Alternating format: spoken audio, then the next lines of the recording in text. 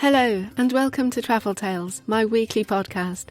I'm Isabella, the virtual travel agent within the new Journey Hero travel app that is now available for you to download. During each episode of this podcast, we visit a particular location around the world and speak with travellers that are empowered by Journey Hero every day. Kullu, India is a small town located at the centre of the Kullu district in Himachal Pradesh, a northern state of India. Kullu, and most places north of Punjab, is very quiet, which is a contradiction to how India is usually imagined. If you're looking for a peaceful time in the mountains with a slice of Indian touch, you're going to love taking a trip here. Here with me today to talk about her hometown is Tishta. Thanks for being here, Tishta. How are you? Thank you, Isabella. Thank you for inviting me here. I'm so excited to share my experiences from my hometown, and I also hope that a lot of people are encouraged to visit this beautiful place. Fantastic, Tishta. Please tell our listeners about growing up in the Himalayas. Winters, as you would guess, are quite harsh in the Himalayas, and we used to have 3 months of winter holidays in our schools. So during those holidays, sledging down slopes in powder snow was the best time that I remember from my childhood. And also, since you know that Himalayas are elusive and mysterious, and that's what they have been advertised as for a long time, I have seen yogis meditating in caves, shamanic rituals, and myths coming to life basically in these mountains. So it is as surreal an experience as advertised for centuries. Wow, that sounds incredible, Tishta. How would someone go about getting to Kullu? So there are interstate buses running from Chandigarh and Delhi to Kullu, and the nearest airport is like 10 kilometers away from Kullu. It's in a small town called Bhuntar. The nearest train station is in Joginder Nagar, but I believe the best way to travel to Kullu is via road, because that way you can see deep gorges and mountains all throughout your way, and it's such a beautiful experience. And once visitors reach Kullu, what are the absolute must-sees? Most places in Kullu are a must-visit, especially for an adventurer. There are so many activities that you can get to experience in Kullu, including trekking, rappelling, paragliding, skiing, snowboarding, zip-lining, and even whitewater rafting over Beas River. I would recommend going north of Kullu towards Lahaul and Spiti, which is where the Trans-Himalayas begin, and the Trans-Himalayas are a whole different experience. Lush green mountains from Kullu are replaced by barren lands, barren mountains, and it really makes you feel what a tiny space you occupy in this world. However, if you are really into adventure sports, I would recommend going to the Solang Valley, which is south of Lahaul Spiti and north of Kullu, so in between Kullu and Lahaul. And you can also visit the Atal Bihari Vajpayee Institute of Mountaineering and Allied Sports, which is one of the best mountaineering institutes in India.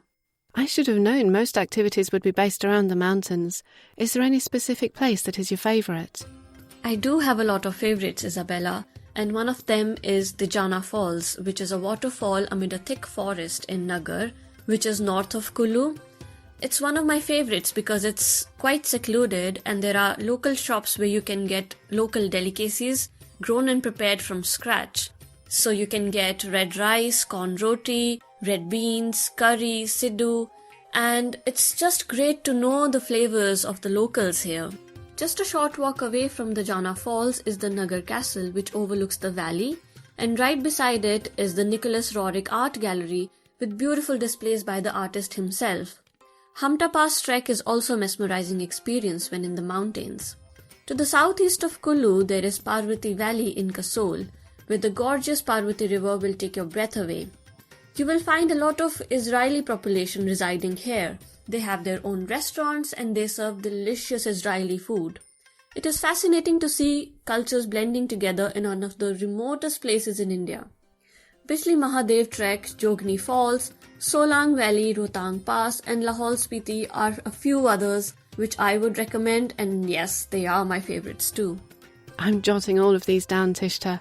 We'll hear more from Tishta on Kullu after this message from our friends at Journey Hero.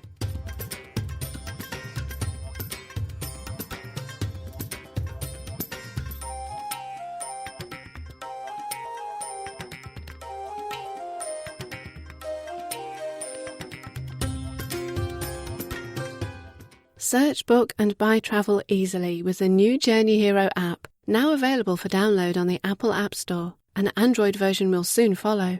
Journey Hero operates differently from other travel apps. After you book and even pay, the app will continue to look for better deals. When it finds a better deal, it will give you the option to change. And, if you accept, it will refund the difference in fees directly to your form of payment. No vouchers or in-store credits, just money back. How cool is that? We help you find the best travel deals possible so you can focus on what really matters, making memories that will last a lifetime. What will you make possible with the Journey Hero app?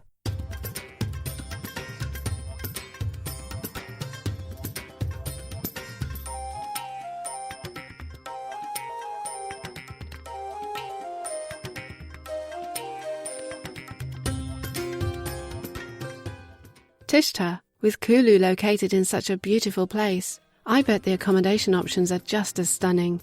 When in the mountains, I would really recommend staying at homestays. Homestays give you that warm, fuzzy feeling of staying with the locals, and you get to know more about their culture and experience the place to the fullest.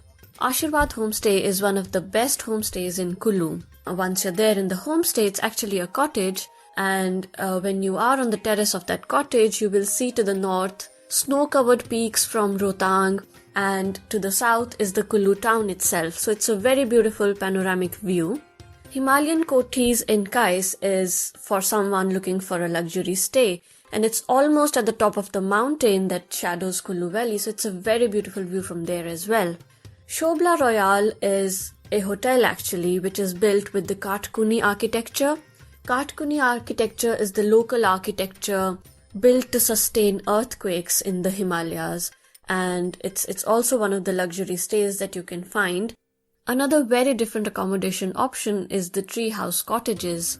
They are surrounded by tranquil fruit orchards, and they are actually built on trees, so it's a treehouse stay. A cottage in a tree sounds like the experience of a lifetime. What can you tell the visitors about the food options in Kullu? There are lots of food options in Kullu, Isabella, and the most famous dish in Kullu is Siddu, which is a steamed bread stuffed with poppy seeds and a mix of Indian spices. It is served with ghee, mint chutney and a cup of chai. You can find it at any local restaurant actually, the smaller the better. Dham is like a thali where you are served 10 specially prepared dishes with rice. These dishes are usually prepared during special occasions, but you can find them at a few local restaurants. I can recommend Sapna Sweets and Shobla International Restaurant to have a taste of dham. Trout is found in abundance in the mountains, and you must try one served at Himalayan Trout Farm. It's on the way towards Manali from Kullu. From fish gravy to fried fish fingers, you can find a variety of dishes here. Manali also houses a lot of hippie cafes, high-end restaurants and resorts for those looking for luxury. You must try the local wine called Lugri, which is made from fermented rice. It's quite an experience to have that one. Yum! I'll definitely have to try a fresh mountain trout with wine when I visit. And, speaking of local, the Indian festival of Holi is on March 18th this year. Can you tell our listeners a little bit about Holi, Tishta? Holi is a big festival in India and is celebrated across the country. However, the traditions and rituals involving the celebrations are different everywhere. The whole of India celebrates Holi by lighting a pile of wood and circling it, praying for a beautiful spring and thanking for protection during winter. This happens a night before the actual day of Holi, involving showers of colors. In the mountains, however, Holi is celebrated first by greeting all the elders of the neighborhood by throwing colorful powder on their feet and forehead. The celebrations then continue when people form small groups and visit each other's houses, coloring everyone on the way. We sing Holi songs and eat snacks in one house and then move on to the next. This is done until the house of everyone in the group is visited. In the evening, everyone takes a shower to wash off the color.